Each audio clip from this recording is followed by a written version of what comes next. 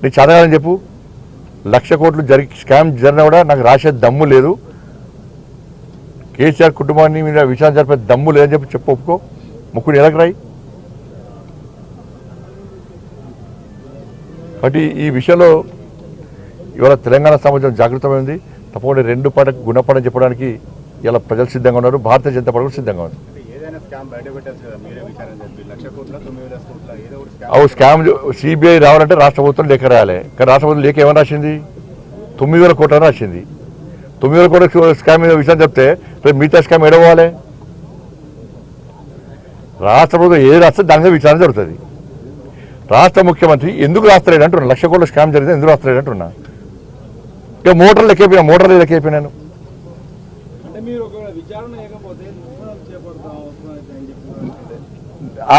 రేవంత్ రెడ్డి రాష్ట్రాల లేఖలు మొత్తం బహిరంగపరుస్తాం. మేము కూడా ఇంటింటికి కరవత్త లెక్క వస్తాం. ఇగో 1,00,000 కోట్ల స్కామ్ జరిగాట, కేసీఆర్ను రేవంత్ రెడ్డి కుమ్మక్కయ్యారు, ఇగో కేవలం 9,000 కోట్ల స్కామ్ జరిగిందట, మీ దానిలో పైసలు చంపారని చెప్తాం. మేము కూడా చెప్తాం. మేము పిచ్చలమే, మాకు తెలిసి ఏం చేయాలన్నది. సిబిఐ రాసిండు. ఇవాళ రేవంత్ రెడ్డి ధైర్యంగా ఎందుకు మాట్లాడబోతున్నాడు? ఇదే రాయాల్సిన లేక రాయలేకపోయాడు. ఎందుకంటే దానిలో ఏం జరగాలో జరిగింది.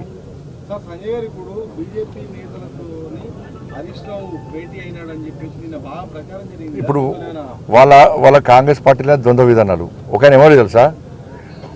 అలిగిపోయారు. జీవన్ రెడ్డి చేరికను ఇద్దరు ఒప్పుట్లేదు, అలిగిపోయారని ఒక ఆయన అంటాడు. ఇంకో ఆయన అంటాడు బీజేపీ హరీష్ రావు చేయడానికి వెళ్ళాలని ఇంకో ఆయన అంటాడు. రాష్ట్ర ముఖ్యమంత్రి ఏమంటాడు? ఏదో కలిసిండు, ఎవరు కలిసిండు? బీఆర్ఎస్కును బీజేపీకి అలయన్స్ కోసం పోయినాట.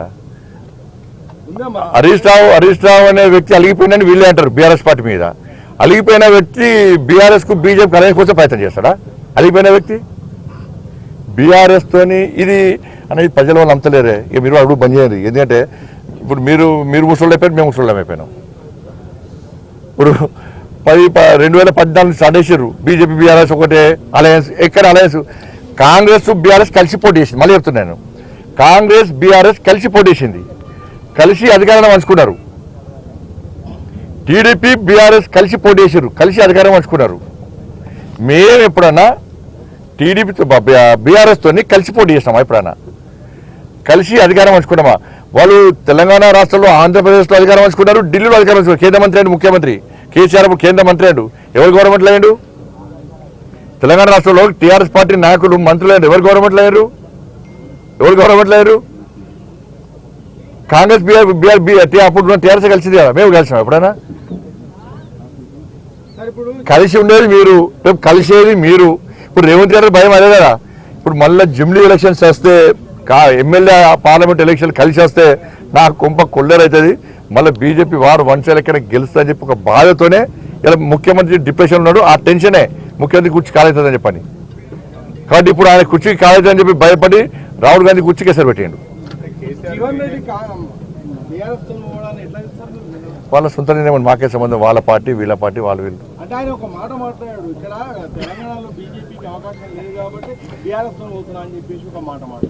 ఇప్పుడు సమాజం ఆలోచిస్తుంది ఎవరికి అవకాశం ఉందని చెప్పని. జీవన్ రెడ్డి గారు అనంత మాత్రాన బీజేపీకి అవకాశం రాకుండా ఉంటుందా? నిజామాబాద్ ఎవరు గెలిచారు ఆయన మీద? కరీంనగర్లో ఎవరు గెలిచారు? ఆదిలాబాద్లో ఎవరు గెలిచారు? 8 సీట్లు ఎవరు గెలిచినాయి? బీఆర్ఎస్ ఒక్కడైనా గెలిచిందా? బీఆర్ఎస్ ఒక్కటి గెలిచిందా చెప్పు?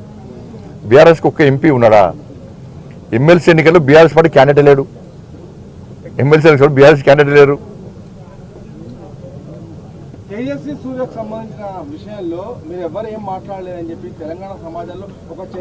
తెలంగాణ సమాజంలో ఏం చర్చ లేదు. కేవలం కాంగ్రెస్ వాళ్ళు ఆడుతున్న వాళ్ళు కిషన్ రెడ్డి గారు మాట్లాడారు, నేను మాట్లాడినా. ఇది వక్రీకరించి మభ్యపెట్టే ప్రదేశం. అందుకే ప్రజలు ఎవరు స్పందన లేవు, ప్రజలు పడుచుకుంటారు. అంటే అది కూడా చెప్పండి. ఆయనతో నేను మాట్లాడినా. నేను దేశ స్వాతంత్ర్య సమరయోధులతో నేను తెలంగాణ ఉద్యమకారులను పోల్చిన, దాన్ని వక్రీకరించి అని చెప్పి ఆయన క్లారిటీగా నాకు చెప్పాడు. నాకు చెప్పిన విషయం అదే రికార్డులో ఉన్నది. రికార్డులో ఏనే ద్రోహులు అని ఏం చెప్పలే కదా. ఇలా స్వాతంత్ర్య సమరయోధులతో పాటు అప్పుడు పాకిస్తాన్ విభజన జరిగినప్పుడు కాంగ్రెస్ పార్టీ ఇష్టానుసారంగా విభజించింది. కాబట్టి అప్పుడు అనేక మంది బలిదానం అయిపోయారు, దేశం కోసం త్యాగం చేశారు. ఇవాళ తెలంగాణ విభజన విషయంలో కూడా 1400 మంది బలిదానం అయినాక ఇవాళ కాంగ్రెస్ పార్టీ విభజించింది. కాబట్టి ఈ 1400 మంది ఇలా కాంగ్రెస్ పార్టీ ముందే ఇలా తెలంగాణ రాష్ట్రాన్ని ఏర్పడేస్తే 14 మంది ప్రాణాలు పోయేటోళ్ళు కాదు.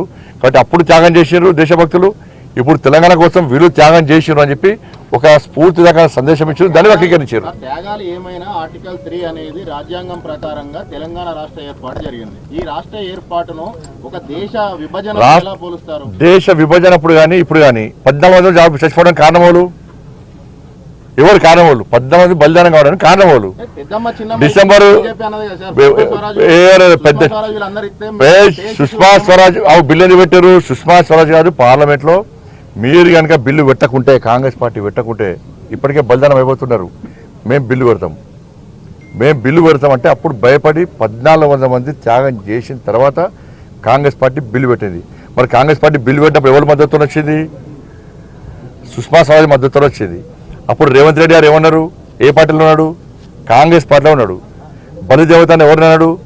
సోనియా గాంధీని బలిదేవత అన్నాడు. ఎవరు? రేవంత్ రెడ్డి గారు టీడీపీలో ఉండి.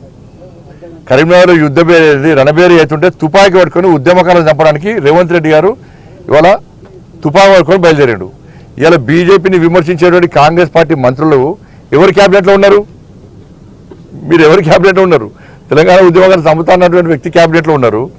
మీ నాయకురాలు సోనియా గాంధీని బలిదేవత అన్నటువంటి క్యాబినెట్లో మీరున్నారు. ఫస్ట్ దానికి సమాధానం చెప్పండి. ఇప్పుడు మురళీ మనోహర్ జోషి నేను ఒక ప్రెస్ మీట్ పెట్టారు. విశ్వగురువు ఎవరు లేరు, గతంలో ఇండియాకు విశ్వగురువులు ఉండే కానీ ఇప్పుడు ఎవరు లేరని చెప్పేసి ఆయన కొంత మాట్లాడిన మాటలు నేను ఇల్లేదు. చూద్దాం. ధన్యవాదాలు. 50% పెంచుతానని అన్నారు కదా, అది ఎక్కడ అమెండ్మెంట్ లో చేర్చలేదు అంటున్నారు కదా. ఏది 50% అనేది అమెండ్మెంట్ లో చేర్చలేదు. 50% పెంచడానికి నిన్న పార్లమెంట్లో అమిత్ షా గారు 50% పెంచడానికి మేము రెడీ. నేను చెప్పడానికి నువ్వు వేరే కోపం ఉన్నట్టున్నావు కదా.